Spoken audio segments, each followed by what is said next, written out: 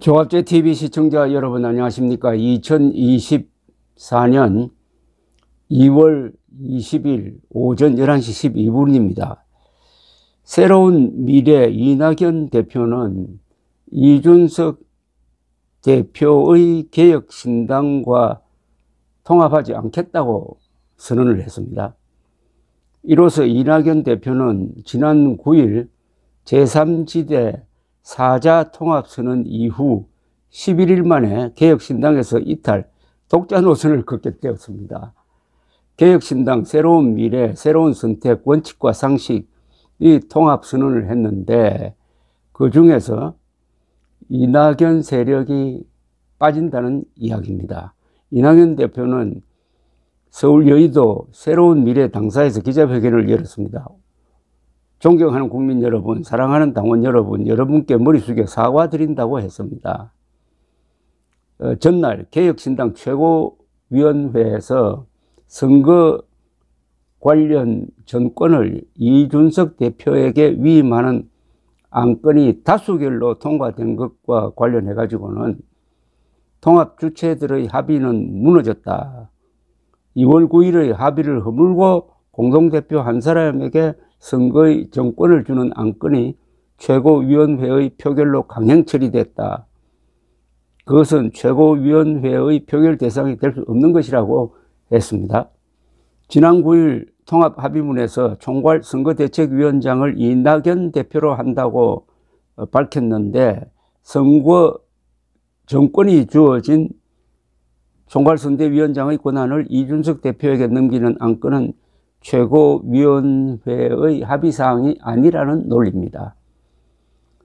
이낙연 대표는 민주주의 정신이 훼손되었다. 특정인을 낙인 찍고 미리부터 배제하려 했다고 했는데 이 말은 이준석 대표 측이 전 정의당 부대표 그리고 전장현 대표의 부인인 배복주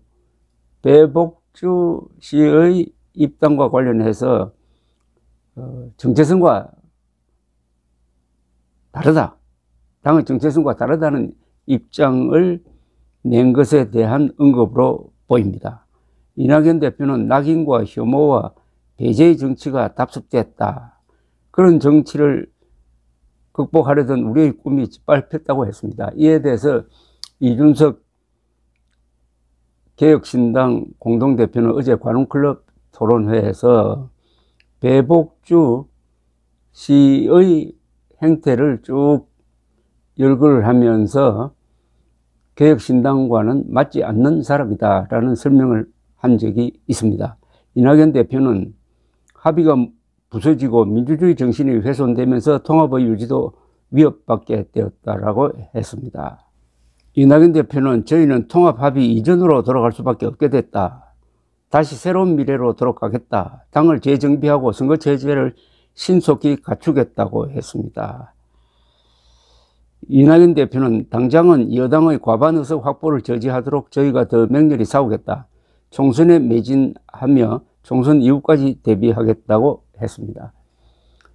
이와 관련해 가지고 어제 이준석 대표는 관훈클럽 토론회에서 지금 개혁신당의 지지율이 저조하고 있다.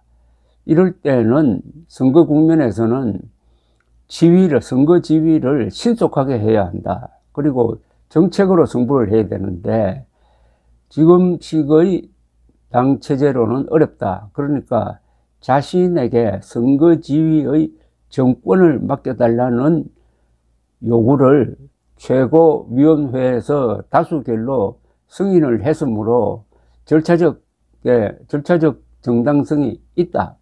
그리고 배복주 관련 문제는 당의 정체성과 다른 문제이므로 이건 양보할 수 없다.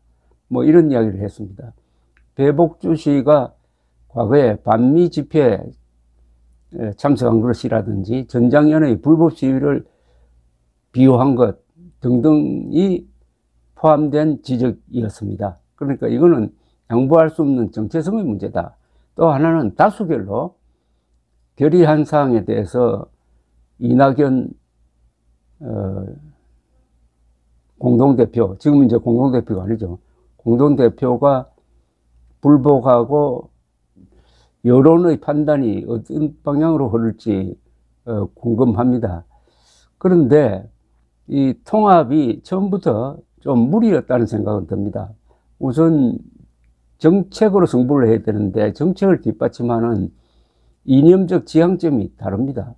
이준석 대표는 보수를 개혁하겠다는 사람이고, 이낙연 씨는 문재인 정권 하에서 총리와 여당 대표를 함으로써 문재인 정권의 종북 노선에 따라갔던 사람입니다. 그래서 이 합의가 과연 제대로 될 것이냐, 정책을 드러낼 때는 반드시 티격태격하게 될 것이다 하는 전망이 있었는데, 우선은 그것보다는 제3지대가 통합해가지고 금투사 정치, 양당의 격돌을 막는 대안을 내야 한다는 또 국민적인 희망도 있었습니다.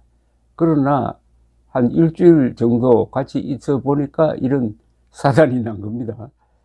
이 뭐 법적 정당성이나 이걸 따지는 건 별 의미가 없게 되었습니다. 다만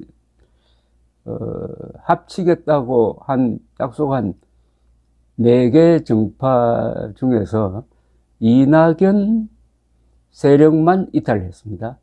어떻게 보면은 이준석 대표로서는 홀가분할 수가 있습니다.